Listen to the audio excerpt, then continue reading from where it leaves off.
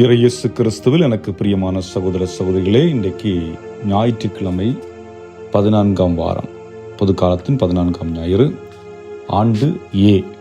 இந்த நாளிலே நற்செய்தி பகுதியிலே ஆண்டவர் இயேசு கிறிஸ்து சொல்லுகின்ற வார்த்தை, ஞானிகளுக்கும் அறிஞர்களுக்கும் இவற்றை மறைத்து குழந்தைகளுக்கு வெளிப்படுத்தினீர். ஆக இந்த வார்த்தையை நாம் இன்று சிந்திக்க இருக்கின்றோம். பொதுவாக ஞானிகள் அறிஞர்கள் என்பவர்கள் யார்? இவர்கள் அறிவால் நிறைந்தவர்கள்.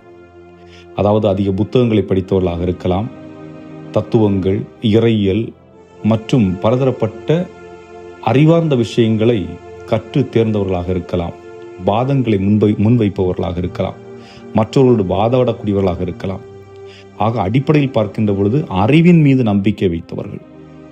ஆனால் இயேசு இங்கு சொல்லுகிறார், இறைவனின் விண்ணக ரகசியம் அவர்களுக்கு மறைக்கப்பட்டு குழந்தைகளுக்கு வெளிப்படுத்தப்படுகிறது என்று சொல்லுகின்றார்.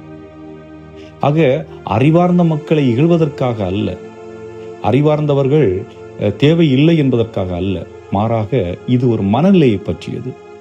அதாவது குழந்தைகளுடைய தனி சிறப்பு என்ன? அவர்கள் எப்பொழுதும் தங்களை நம்புவதில்லை, மாறாக மற்றவர்களை, குறிப்பாக தங்கள் பெற்றோரை நம்புகிறார்கள். அது முழுமையாக நம்புகிறார்கள். சிறு குழந்தைகளாக இருக்கும் பொழுது அவர்களுடைய தற்பெருமை இருப்பதில்லை. அவர்கள் எளிமையாக எல்லாத்தையும் ஏற்றுக்கொள்கிறார்கள், கேள்வி கேட்காமலே நம்புகிறார்கள். ஆக குழந்தைகளுடைய தன்மை என்று பார்க்கின்ற பொழுது அவர்கள் எப்பொழுதுமே தன்னை சார்ந்திராமல் தன்னுடைய பெற்றோரை சார்ந்திருக்கக்கூடிய நிலை. ஆக இதை மையப்படுத்துகின்ற பொழுது ஒரு நிகழ்வு, 17ஆம் நூற்றாண்டில் வாழ்ந்த பிளேஸ் பாஸ்கால் ஒரு தலைச்சிறந்த கணிதவியலாளர், அதுவும் விஞ்ஞானி, தத்துவவாதி என்று பலரால் போற்றப்பட்டவர். அவரது அறிவும் புகழும் ஐரோப்பிய நாடு முழுவதும் அறியப்பட்டது. அது எப்போனா 1654ஆம் ஆண்டு வாதங்கள், அந்த காலகட்டத்திலே. ஆனால் என்ன நிகழ்கிறது? 1654ஆம் ஆண்டு நவம்பர் 23ஆம் நாள் இரவு அவருக்கு ஒரு ஆழமான ஆன்மீக அனுபவம் ஏற்பட்டது. அந்த அனுபவத்தை அவர் ஒரு சிறு தாளில் எழுதி தன் ஆடையின் உள் பட்டையில் தைத்து வைத்திருக்கிறார். அதை யாருக்கும் சொல்லல. அது அவர் இறந்த பின்னரே கண்டுபிடிக்கப்பட்டது. அதாவது அது எப்போ கண்டுபிடிக்கிறாங்க? அவர் இறந்த பிறகு அதை கண்டுபிடிக்கிறாங்க. அதில் என்ன எழுதியிருக்குன்னா, தான் கண்டடைந்தது தத்துவவாதிகளுக்கும் அறிஞர்களுக்கும் விவாதிக்கும் தத்துவத்தின் கடவுள் அல்ல, மாறாக ஆபிரகாம், ஈசாக்கு, யாக்கோப் ஆகியோரின் உயிருள்ள கடவுள் என்பதே. தன் வாழ்நாள் முழுவதும் அறிவால் கடவுளை அணுக முயன்ற அந்த மேதை இறுதியில் ஒரு குழந்தையைப் போல எளிய நேரடியான சந்திப்பிலேயே கடவுளை கண்டடைந்தார். ஆக அறிவாற்றல் மிக்கது அறிவு வழியாக இறைவனை கண்டடையலாம் என்று எண்ணிய அந்த நபருக்கே இங்கே பார்க்கின்ற பொழுது அறிவின் வழியாக இறைவனை கண்டடைய முடியவில்லை, மாறாக அவருக்கு கிடைத்த அந்த ஆன்மீக அனுபவம், அதுவும் உயிருள்ள கடவுளை பற்றிய அந்த அனுபவம் தான் கொடுத்திருக்கிறது என்பதுதான். ஆக இறைவனை அறிவதற்கு நமக்கு வேண்டியது இதுவே, பெருமையின்றி எளிமையான திறந்த நம்பிக்கை நிறைந்த இதயம். அதனால ஆண்டவர் சொல்றாரு மத்தேயு 18:3, நீங்கள் மனம் மாறி குழந்தைகளைப் போல் ஆகாவிட்டால் விண்ணரசில் நுழைய முடியாது. ஆக குழந்தைகள் போல் மாற வேண்டும் என்பது ஒரு அழைப்பு. இதை மையப்படுத்தும் விதமாக 1858ஆம் ஆண்டு பிரான்ஸ் நாட்டு லூர்து நகரிலே படிப்பறிவே இல்லாத மிகவும் ஏழ்மையான குடும்பத்தைச் சேர்ந்த 14 வயது பெண் பெர்னதத் அவர்களுக்கு அன்னை மரியாள் காட்சி அளித்தார். அக்காலத்தில் அந்த ஊர்ல மத குருமார்கள் இருந்தார்கள், அறிவியலாளர்கள் இருந்தார்கள், அரசு அதிகாரிகள் இருந்தார்கள், கல்வி கற்ற செல்வாக்குடைய பெரியவர்கள்லாம் இருந்தார்கள். ஆனா அந்த செய்தி யாருக்கு கொடுக்கப்படுகிறது? ஒரு சாதாரண எளிய பெண்மணிக்கு. ஆக அவர்கள் அந்த செய்தியை கேட்குறாங்க, ஆனால் சந்தேகப்படுறாங்க. அந்த செய்தியை அவர்களால் எடுத்து செல்ல முடியவில்லை.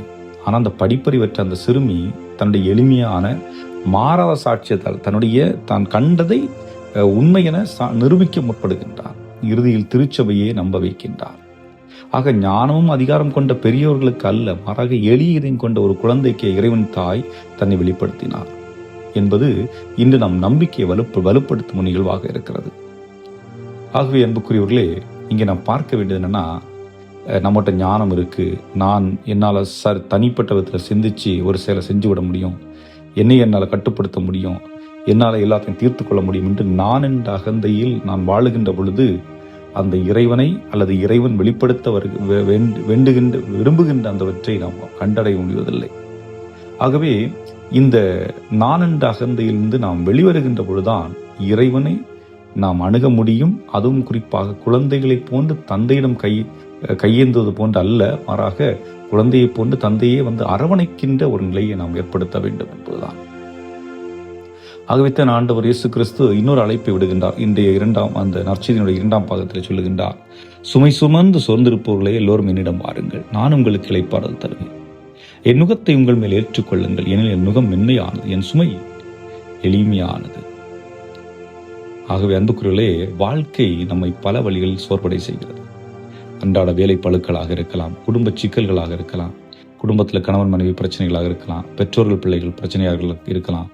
பிள்ளைகளை நீங்கள் ஒரு விதத்தில் வளர்த்தெடுக்க வேண்டும் என்று ஆசைப்படுவீர்கள், அவர்கள் வேறு நிலையில் வளர்ந்து வந்து கொண்டிருப்பார்கள், சொல்வதை கேட்காத ஒரு சூழலாக இருக்கலாம். இப்படி பல சிக்கல்களை நீங்கள் அன்றாடம் அனுபவித்துக் கொண்டிருப்பீர்கள்.